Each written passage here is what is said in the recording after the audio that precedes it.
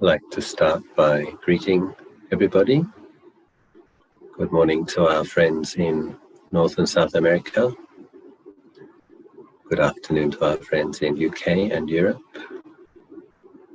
Our one friend in Dubai. Our friends in India. Our friend in Japan. Thailand, Indonesia, Singapore, many people. And Australia. Good evening in Australia. Happy to share this time with you.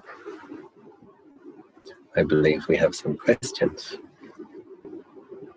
Dear Ajahn, would you mind mentioning exactly which practice, method, contemplation that you were doing when you personally experienced the insight experiences that you mentioned in the last session? Similarly, with the temporary liberation of experiencing a liberated state for a period of time, what seemed to lead into that experience? Thank you. Very good questions. Somebody is paying attention. Sadhu. So 2 weeks ago, we were talking about, one student asked, what are the results of intensive meditation for a period of 25 years? And I described some of the results that I've experienced from my practice and mentioned vipassana jnana, which is an insight knowledge.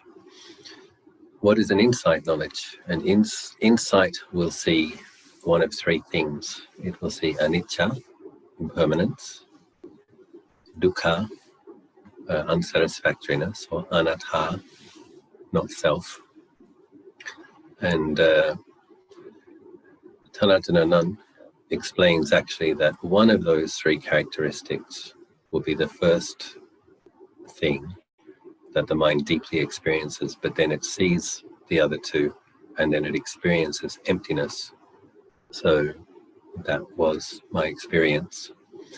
So both of the times when I have had what I think were valid insight experiences, where a sense of self seemed to leave the body and mind, and a very established sense of clarity that was aware of the body, but there was no self-view present. A very important experience, because the self-view is so often present that it's like fish swimming in water. You don't notice it. And when it's not there, the Lord Buddha is telling us that it's a view. And when it's not there, then you can have that insight. Actually, it is a view. It's a habitual way of seeing the body and mind, but it's not the deeper truth. It's actually something that we add to the experience. So on those occasions, I was in meditation retreat, and I was doing many hours of breath meditation. And I practice breath meditation being aware of the feelings of the breath in the chest area. And so what happens when you become aware of the feelings of the breath in the chest area is you also become aware of other feelings in the chest area. So actually, every wholesome emotion, every unwholesome emotion, every hindrance, they all have a feeling associated with them in that heart area, and often we're not very aware of it. But because I practice breath awareness in that chest area, I'm consistently mindful of the in and out breathing and centered, then I was noticing other feelings arising, staying for some time, changing, arising, staying for some time, changing, arising, staying for some time, changing. And and then the mindfulness became aware of the cessation of each feeling in that area as it arose and ceased, arose and ceased, and arose and ceased. And having seen that with more and more clarity, at some point when the mindfulness and clear comprehension with a little bit of collectedness saw it, cessation, feeling of self completely left the experience. It wasn't somebody meditating trying to be peaceful, trying to be mindful, trying to have an insight. There was just a very, very lucid, established sense of profound clarity that was aware of the body and still aware of breathing and aware of sounds, but there was absolutely no self-concept. And a very important experience, because then when that feeling of self comes back, it's very extremely peaceful. So what you realize is that the self-view is something which causes suffering. Because as soon as the self-view comes back again, there's things that you like, things that you don't like, things that you want, things that you don't want. Praising yourself, thinking you're great, criticizing yourself, hating yourself, thinking you're terrible. All of the stuff we do in relationship to perceiving the body and feelings and emotions as a self, and the suffering that creates. 10,000 joys, 10,000 sorrows. So when it's not there, there's a feeling of just lovely clarity, awareness, and the empty nature of awareness, or awareness knowing the empty nature of the body and the mind. Empty of what? Empty of self, empty of permanence. So that I have experienced that a few times. And with the temporary liberations, that's another good question. Again, I was in very intensive meditation retreats when I believe I had that experience. So it's interesting how Lord Buddha describes nibbana in one sutta. I think it's where the monk is trying to find the end of the universe. I can't remember the story that led up to the exact teaching of the Buddha, but monk is trying to find the end of the universe, and he comes to the Buddha and he says, I think the monk is thinking if he can find the end of the universe, he might be able to find the end of suffering. And Lord Buddha says, it's you're looking in the wrong place. Don't try to find the end of the universe. Find the consciousness with no showing, where the four elements find no footing. So find an aspect of mind where the four elements can't stick. It's a very interesting concept and a kind of mind-blowing to try to imagine, because the body is made of the four elements. The floor we're sitting on is wood, and it's earth element, and it's everywhere. The world is made of four elements. Our bodies are made of four elements. So can you imagine experiencing your mind, or the mind, without the four elements there? So the thing which is very interesting is that the meditation which led into that experience was I was contemplating the four elements. And then I was, as I said, I was in intensive meditation retreat.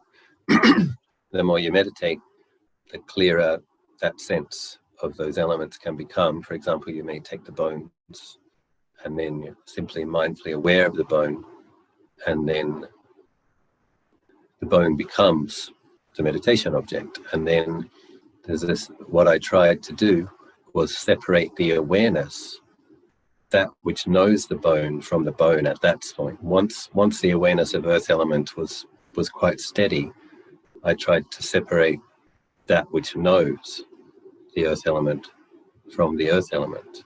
And it went into that very, very spacious, boundless, radiant experience where there was no self and no world, but there was, the reason I feel confident that that was a temporary liberation state was there was a quality of knowing. And what the quality of knowing knew was that it had let go of the world.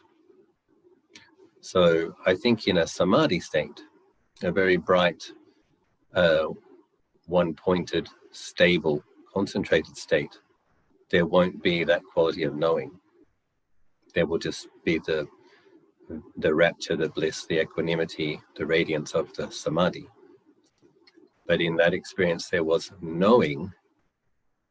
There's no self that knows. There's awareness that knows of boundless, radiant emptiness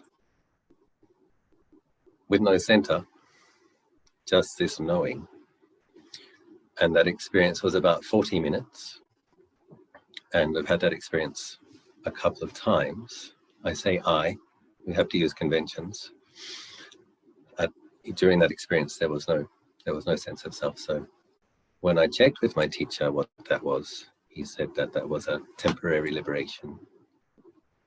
So it was through contemplating the four elements and trying to separate the awareness from that element, focusing on earth element, separating from earth element, that awareness, a very subtle quality of awareness, became the experience. So I think in a Tibetan tradition, they're talking about the mind of clear light. And I think that's a very good description. Kind of a radiant, transparent, boundless experience. Very nice. And I hope that some of you may have experienced that. If you haven't, I hope that you all do. Seems that my teachers got quite the higher results in their practice through body contemplation and separating, seeing body parts as elements. It seems to be, people don't quite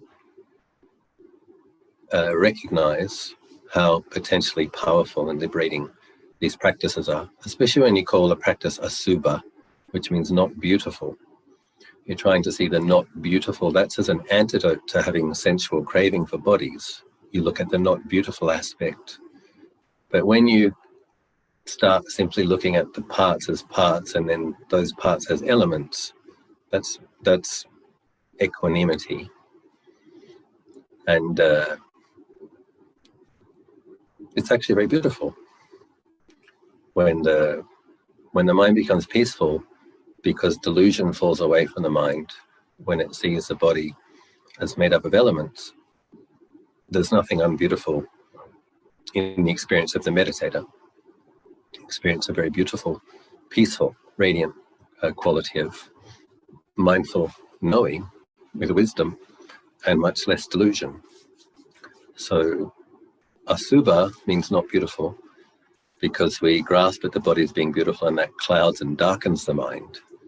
And when we see it, Than Ajahn says, the more we can see the body is not beautiful, the more beautiful the mind becomes. That's an interesting consideration.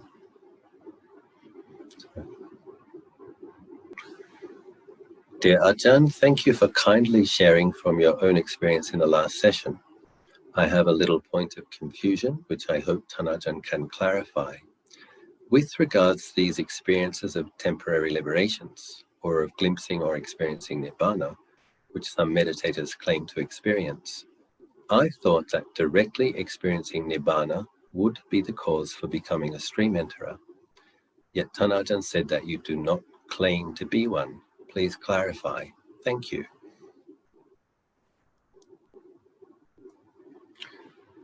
It's a good question. And there are two possible answers. We have to be very careful about what claims we make and what claims we don't make. So,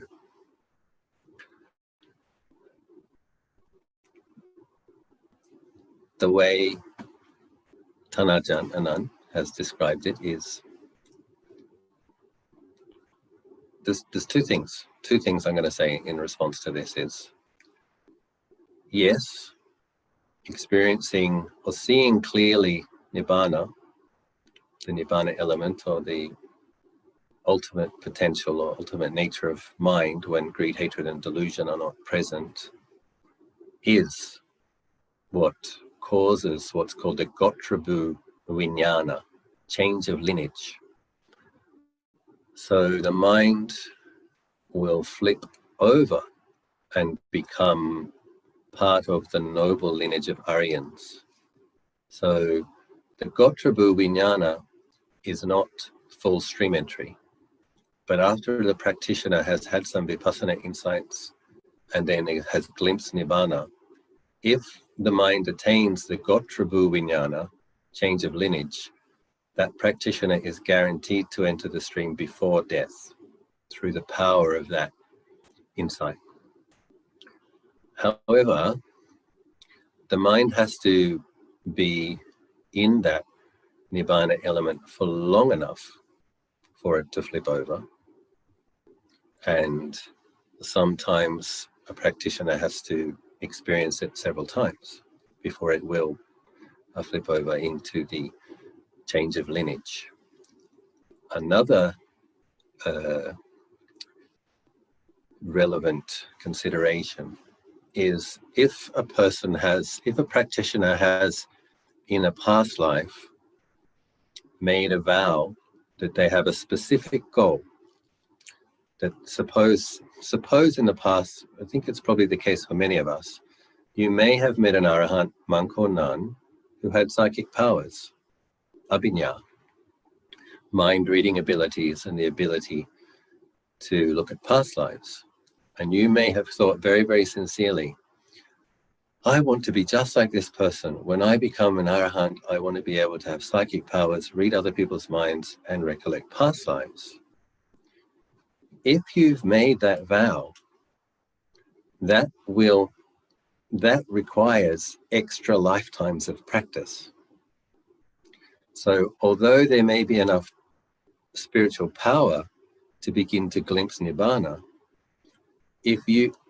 in order for the mind to attain nibbana, it has to want to let go of all attachments. So you have to relinquish all attachment. What you want is complete liberation from the world and complete liberation from all suffering. You want nibbana. But if in the past you said, yeah, I want nibbana and psychic powers. Yeah, I want nibbana and the ability to recollect past lives. I want nibbana and the capacity to teach people according to their character. Or you may have met a great disciple and you may have made the aspiration, I want to be just like Sariputta, or I want to be just like Moggallana, or I want to be just like the foremost bhikkhuni in wisdom or psychic powers. If you did that, and if you really meant it, a chief disciple, that means 2 asankhya plus 100,000 eons.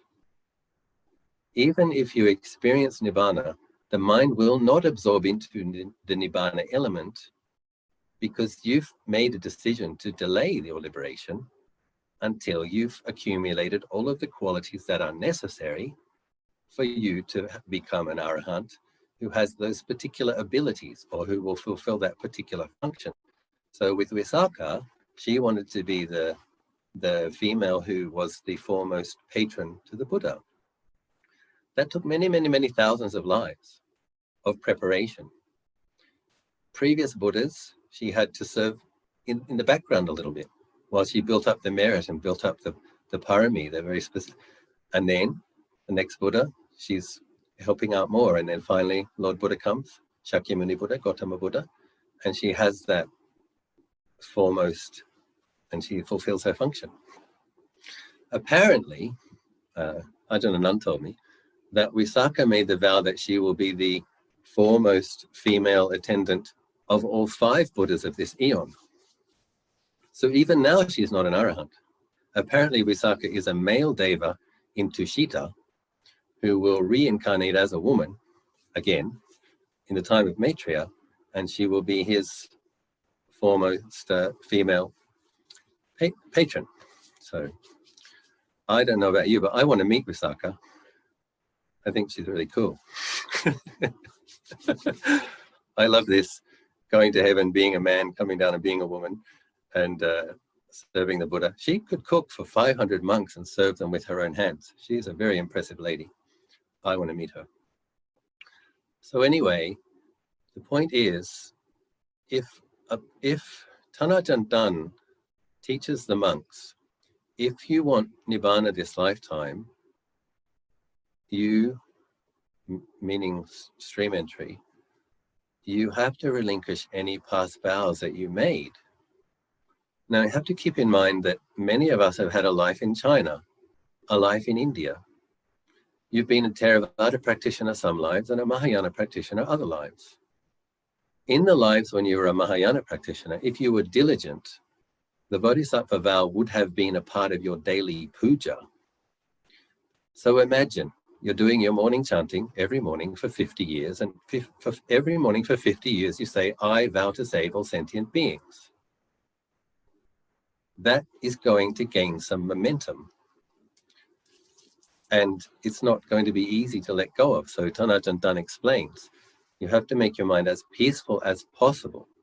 And then after your peaceful meditation, you have to say, I renounce all previous vows. Now, I have not made a vow to be a Buddha this lifetime. I've made a vow to meet Maitreya Buddha and discuss this subject.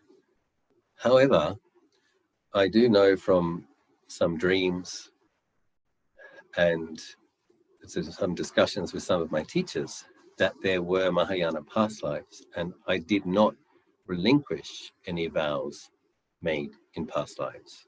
So there may be vows still active, and that's why I have made an appointment with Maitreya Buddha to discuss this subject. So yes, if somebody wants to attain arahantship as quickly as possible, stream entry in this life, you do have to renounce previous vows. And then, if you do have the experience of nibbana, the mind will be able to absorb into that and let go of its attachment to the world of the four elements and all other worlds.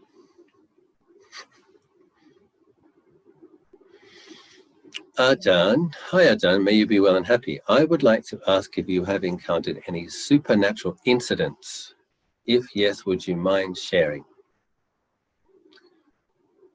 So this is a serious meditation discussion group, and I'm a serious meditation teacher, and this is a silly question. Who asked this question?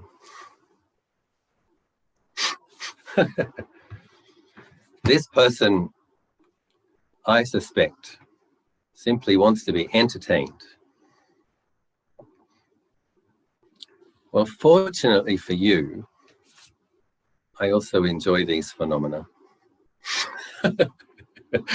to some degree, in time and place, in the right amount. So I'm not sure which story to share because I am a monk of many stories. Supernatural, it's an interesting phrase, isn't it? Supernatural, it's almost like super means higher nature.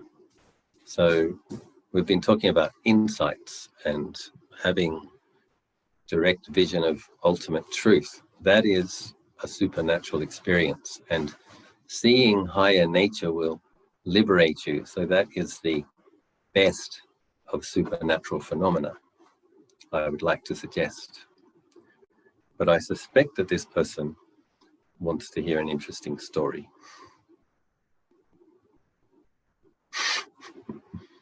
So I made a little list, and I'll try to see if something is okay. When I had been a monk for 5 years, and it's a kind of a tradition that after 5 years you're under dependence, but after 5 years you're allowed to go out wandering, or you're allowed to go and stay with other teachers. You can explore different things. And so after my 5 years, I went on tudong. Tudong is hitting the road with just your bowl bag, your robes, and sleeping in an orchard or in a charnel ground or in a forest or in a monastery that you pass. And so I did a 7-week walk around northern and northeast Thailand. And it's hot. I'm walking on this road, contemplating unpleasant feelings, and these Pepsi trucks keep going past. And so it's quite distracting because you're trying to be with Buddha. It's really, really hot. And this Pepsi comes past, and you're like, I want Pepsi. Yeah, I really like a Pepsi. Oh, Pepsi. So what happened was I got so fed up with my mind wanting a Pepsi. I was coming into town, and I was coming into a village. I was walking about 20 kilometers a day, and it must have been towards the end of the 20 kilometers, and I was coming into a village, and I was just scolding myself and playing with my kilesa. You have to have a sense of humor, and you have to be creative to practice with your suffering. So I said, so the thought came up again, I want a Pepsi. And I'm like, no, I don't want a Pepsi. Today I want Fanta, orange Fanta. So no Fanta truck had gone past. I hadn't seen any Fanta bottles or cans. A man comes up to me and he says, can I carry your bag, Venerable Sir? Yes, you can. And it turned out that he had been a monk at Ajahn Chah's monastery, Wat Nong Papong, for a year or two. And he said, come and stay in my field. I have a little shack there, and we'll feed you tomorrow. And then he passed his son in the street, and he said to his son, go and buy some Fanta for this monk, orange Fanta. So there you go. And he bought 1 liter. And so that seemed interesting. How would you explain that? How would you explain that? Either that maybe that layman had psychic powers and he thought, oh, this monk wants orange Fanta, I'll encourage him. I doubt that. It's not easy to have full psychic powers. What I suspect is more likely the case is that a deva in northeast Thailand, who was born as a deva through making offerings to monks, probably, and nuns, noticed through their mind-reading ability. You see, most subtle body beings can sometimes hear our thoughts. And it's good to know that. You think you're having a private thought, but if there's a ghost or a deva in the room, they can hear your thoughts. So, I suspect that a deva noticed that Venerable wants some orange Fanta and impressed somehow upon this man's mind to suggest to his son to get the orange Fanta. So, similarly, a ghost story. Once, Francois and I were in Ladakh, and we were staying in a homestay with a lovely Tibetan-style Buddhist Ladakhi couple, elderly couple, who'd made a little guest house and had a room above their house for guests. And we were meditating in the room where I was staying. It's very sunny. It's summer in Ladakh. It's sunny. There's no breeze. The windows are open. And I'd made the vow, meditate 3 times a day, at least. So it was afternoon meditation time. And Francois was in the room meditating with me. And what happened was I'll tell you what happened next. So then there's a Muslim call to prayer. You're very familiar with it in Malaysia and Indonesia. And something very interesting thing happened after this Muslim call to prayer. The shutter window of one of the shutter windows of the room slammed shut. The candle, which was on my shrine, blew out. A freezing cold chill came up my spine. And Francois said, Ajahn, something is wrong. And I had a feeling that it was a ghost and that it was Muslim. Don't ask me how I knew that, but I just had a feeling. While I was meditating, I had been thinking, not with any particular hostility, but I had been thinking, Ladakh was really important during the time that the Muslim invasions were killing all the monks and nuns and destroying all the monasteries in northern India, because at that time, they didn't get to Ladakh. It's too mountainous, it's too difficult to get to, and Ladakh stored many important texts, which later went along the Silk Road and became part of Tibetan Buddhism, Mongolian Buddhism, and Buddhism in Korea and Japan, Vietnam, etc., Mahayana Buddhism. So I've been having that thought. I asked Francois, what were you thinking just now? And Francois had been thinking, this is a predominantly Buddhist area. This Muslim call to prayer is too loud. I'm going to write to the tourist authority and tell the Muslims to turn down their call to prayer. So in our way, we were both having critical thoughts of Islam. And it turns out, we asked the guest house owner, it turns out that there was a Muslim man who was trying to get a title deed for the land right next door. And because the officials were mostly Buddhists, they didn't make it easy for the Muslims to get title deeds. Ladakh had been a Buddhist kingdom before India kind of annexed it. So what I assume happened was this Muslim man died and was still attached to the idea that this is my land, I want a title deed. So he's like right next door. And here's these two Westerners, and I'm kind of thinking, yeah, those Muslims that killed all the Buddhists in northern India 900 years ago. And Francois was thinking, I'm going to write to the tourist authority and tell these Muslims to turn it down. And obviously he was upset. And so when I came back into the room later at night, there's that same kind of cold, icy feeling. And so I said to the guy, I couldn't see him, but I could feel him. And I said, all right, that's your land. You can have it. No issues.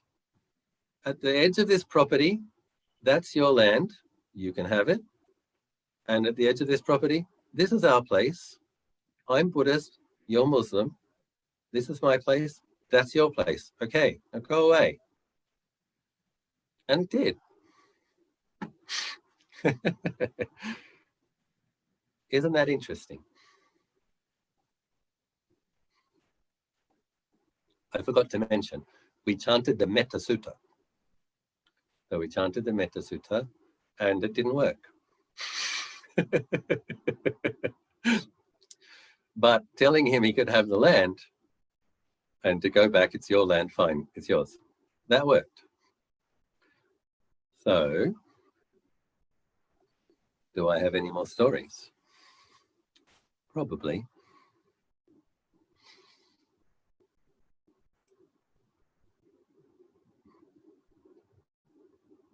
Oh yeah. I'm going to tell you about an inspiring female practitioner. And I won't tell you her name because she might get embarrassed. So I met this lovely Sri Lankan lady who was meditating. It was during the time I was doing 10 hours a day in Bodh Gaya, working on my vow in intensive meditation retreat. And there was this lovely elderly Sri Lankan lady that was always in that area. And she was a very strong sitter. And she came up to me after I bowed one day and she said, Bhante, I'm looking at you and I'm thinking that you can possibly help me. I'm looking for a meditation teacher. And I said, well, you seem like quite a strong practitioner. She said, may I ask you a question? I said, yes, of course. She said, Bhante, I am trying to do breath meditation. But what is happening is I'm watching my breath for just a few moments, and everything becomes bright and still and radiant, and I can't feel my breath. And it's like that for hours. So Bhante, can you help me? How can I practice breath meditation? And I'm like, well, one of the reasons people practice breath meditation is to try to experience radiant, still, collected, peaceful mind states.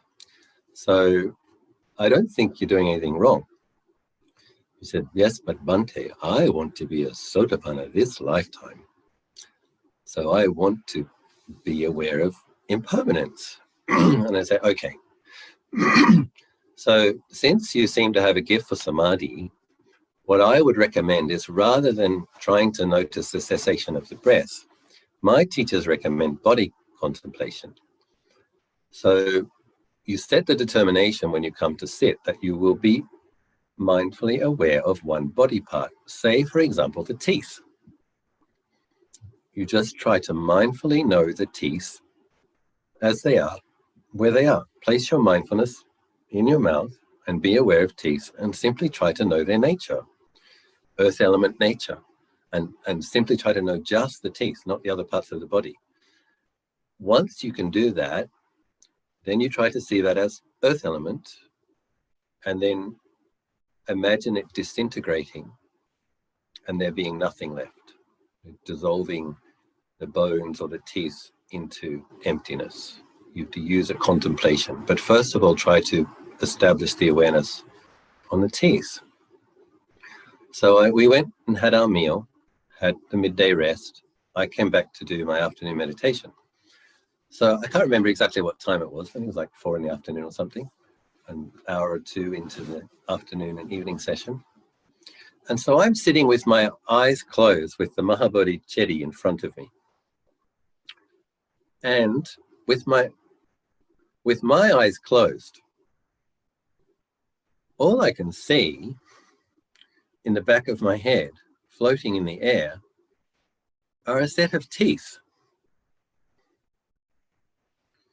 There's this set of white teeth, still and stable, in the air behind my head, and I can see it in my mind with my eyes closed. And I thought to myself, this Sri Lankan lady has established one pointed concentration on her teeth. And so what I think was happening was, my mind had some sensitivity, and her mind did develop one pointed concentration on her teeth. So her teeth nimitta, I could see it as well. It was so strong, her concentration was so powerful, that I could see it in my mind, because she was, only 1 meter away behind me. So I thought that was interesting. I was very happy for her. I was very happy to meet. It's really nice to see that these kind of practitioners are still in the world, and that lay women can get very good results in their meditation when they are sincere. So she had been keeping 8 precepts for a good time. She was also doing about 10 hours a day of meditation. And curiously enough, I went back to Bodh Gaya many times, and very often I would bump into her, and very often we were sitting in the same space. A lovely sense of camaraderie. And I guess that's another kind of supernatural phenomenon. I'd go back to Bodh Gaya in February, and sometimes I hadn't planned it. I just wasn't sure. Am I going to be able to go? And turns out the senior monk was able to take care. And I'd come and I'd sit. And the same monk who was sitting next to me last year would come a day or two later on the right-hand side. And the same monk that was sitting next to me 3 or 4 years ago would come and sit on the left-hand side. And they'd all say the same thing. Yeah, I wasn't sure I was going to be able to come. I didn't think I'd be able to come this time. But then all of a sudden, conditions manifested in a way that I was able to come. And there we are, sitting in Bodh Gaya in the same seats again, year after year. It's very interesting, because there are thousands, tens of thousands of people passing through. And I've had the experience many times that the people sit in meditation under the Bodhi tree, half of them are the same people that were there last year and the year before. And I guess I deduce from that it's probably a very specific type of karma, which leads people to have the opportunity to practice there. And I suspect probably did intensive meditation there in a past life or in past lives. So we've established that habit and also established the positive karmic requirements necessary to be able to go back. So yes, that was interesting. I'm not sure how many more stories you want to hear. Can you do a quick survey, Joyce? Do people want another story?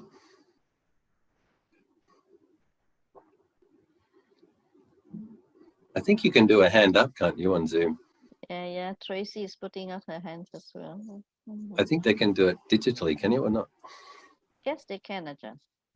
If anybody would like, I don't want to bore you, you see. So. Yes. Oh, that's quite a fair bit. Yeah, 10 days and 5 days and 1 clap. A clap. And 1 love. I think a lot of people also don't know how to do it. Okay. I'm quite sure they want another stories from you, Ajahn. Okay, one more story. Yeah, one more story. Just one more. Yeah. Another clap.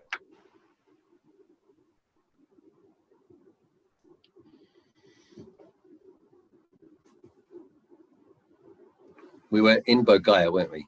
So I'll carry on with the Bodh Gaya story.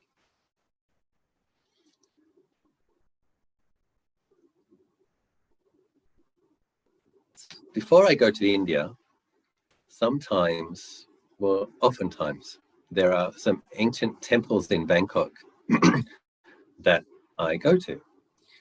And the reason I go there is to ask for blessings of the Buddha. And a couple of these temples have a relationship with Maitreya. So a past life of Maitreya Bodhisattva was involved in building a couple of these ancient temples. So I go and meditate and I make a request.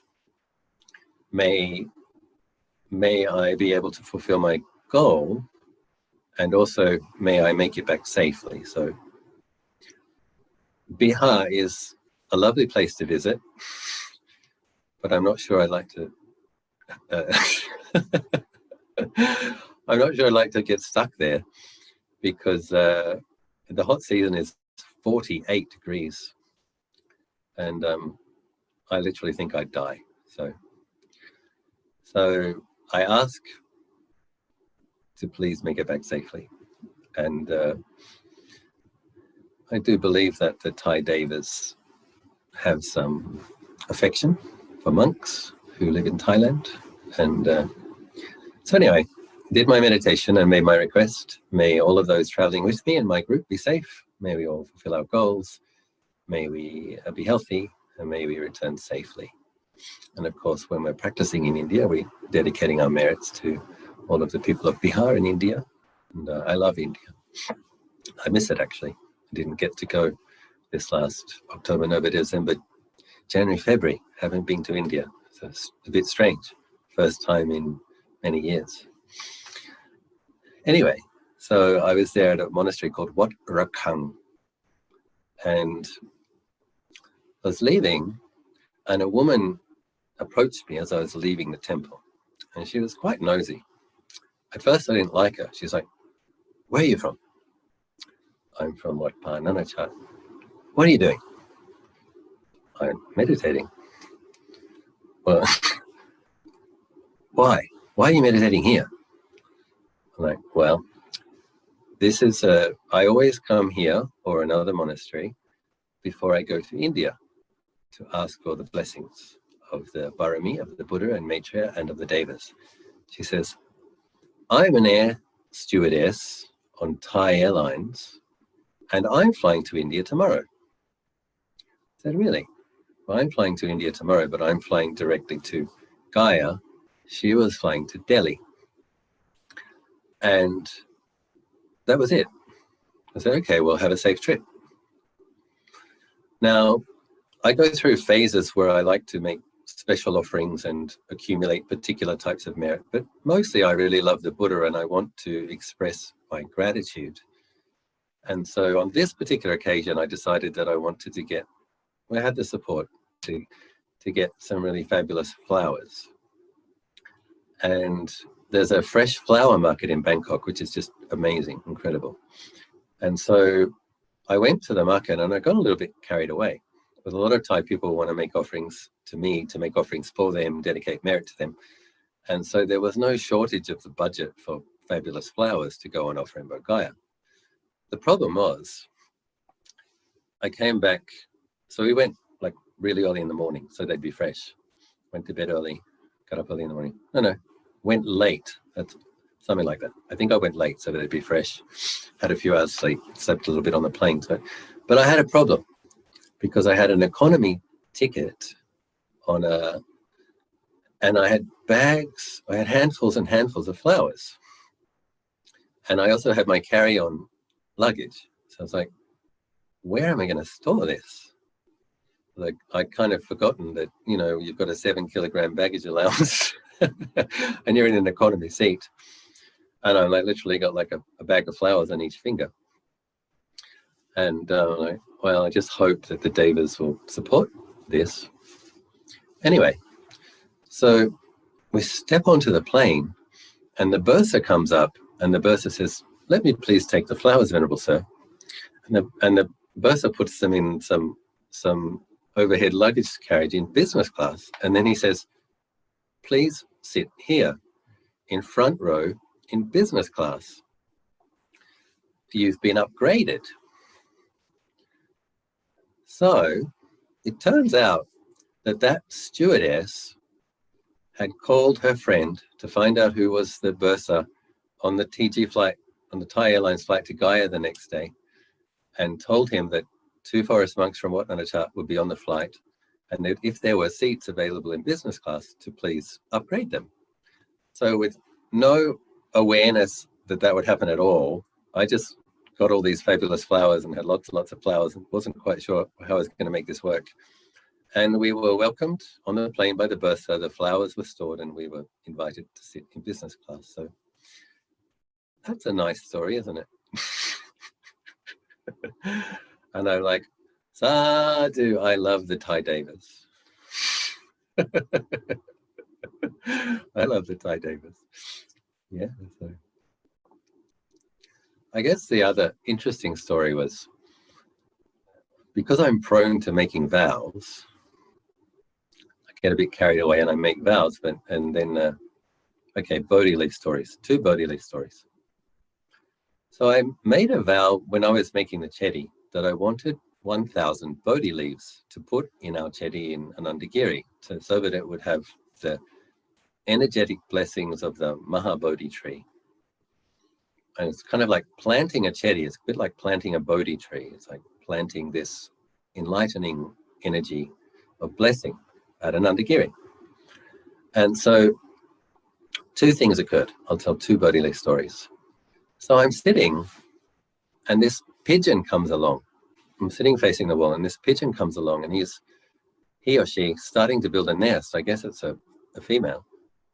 And she goes and picks a yellowish leaf and tries to build a nest. The problem with Bodhi leaves is that they're kind of shaped like hearts and they're kind of round. And I think it's very difficult to try to build a nest out of them. So the Bodhi leaf would fall on my lap or on my knee or right in front of me. And then she'd get another one and another one and another one. And I'm like literally having these Bodhi leaves shower around me, and I'm like collecting 10, 15, 20. And the people around me start to get very excited because everybody wants a Bodhi leaf. And oftentimes you have to wait patiently for one to fall. And when one falls, there's a lot of people try to grab it. And so I'm just sitting there not going anywhere, and I've got 10, 15, 20, 25. And so I find a bag and find a little plastic bag, and I'm putting in a little plastic bag, and I put my bag in. I needed to go to the bathroom. So I'm kind of thinking, I wonder if, I don't know if this is the devas of the Bodhi tree. I don't know if it has anything to do with my vow. But one of my students from Australia was there, a Sri Lankan lady called Sanja, and she was sitting on the ledge behind. And she saw this bird, and she saw that it was dropping it very specifically on top of where I was. So what was interesting was I bowed, and I went to the bathroom, and the bird flew away. I went to the bathroom, stretched my legs, I came back for another long sit. And when I bowed and sat, the bird came back. And the bird did the same thing again. Another Bodhi leaf, another Bodhi leaf, another Bodhi leaf. And in some respects, in terms of fulfilling the vow to accumulate the Bodhi leaves, it was great. But in terms of trying to have a peaceful sit, it was very distracting. And there was a lot of commotion, all these people behind me that want a Bodhi leaf. But anyway, so collected them. And it happened day after day after day, so that there were a couple of hundred Bodhi leaves. And Ajahn Yannika was there at the time with me. Ajahn Yannika was sitting the last 1,000 hours of my 3,000 hour vow. Excellent, wonderful, dear Dhamma friend, who was a great support during that time. So that was interesting. Then another Bodhi leaf story, which is even more interesting, is Yom Jintana was going to offer some money to help buy land in front of the monastery so that it wouldn't be made a resort. And many people helped, some lovely Malaysian students and some lovely Thai students. And Jintana was making a big offering. And I said to her, Jin, I'd like you to, Yom Jin, I would like you to make this pledge under the Bodhi tree in India. I wanted her to get because I knew she was going, I wanted her to get the maximum amount of merit by offering it to the purest object. And so I led Jintana at about 8:45 after I'd finished my 10 hours in this vow. So she did Namo Tassa 3 times and she made her pledge, and her pledge was, I'm offering such and such an amount of money for the sake of purchasing land, for the sake of increasing the lifespan of Buddhism, and I offer it to all Buddhas, past, present, and future. And I offer it with the intention that Buddhism lasts as long as possible in this life. And then through this act of merit, I led her in the aspiration, may she never be separated from the Buddha, the true Buddha Dhamma, and well-practicing teachers. And then I specifically asked the devas of the Bodhi tree to rejoice. About 8:50 this was. The weather was perfectly still. And this gust of wind came out of nowhere, like a real gust. It kind of just hundreds of Bodhi leaves fell all at the same time. And this was at the same time that I was trying to get 1,000 leaves for the Chedi. Another gust, hundreds and hundreds of leaves.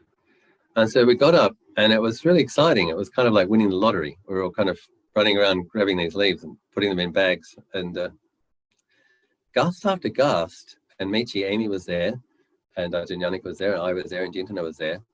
And I'm not exaggerating, we each got 100 leaves. That's how strong the wind was. And it must have been towards the end of February where more leaves fall. But it was very interesting that Yom Jintana had made this offering, and to the Buddhas, past, present, and future, for the sake of increasing the long life of the Buddha Sasana. And I had specifically asked the devas of the Bodhi tree to rejoice. So I'm not saying that it was definitely the devas of the Bodhi tree that arranged the wind. I don't know. But it is interesting that we left the Mahabodhi temple at 9 o'clock with 400 Bodhi leaves. So anyway, I think that's enough stories for one evening. And as I was saying earlier, super nature, the higher nature, the true nature, seeing things according to their true nature, not seeing things according to delusion is the greatest miracle, and that is what will liberate us and help us purify the mind of greed, hatred, and delusion. So may you all realize your super nature.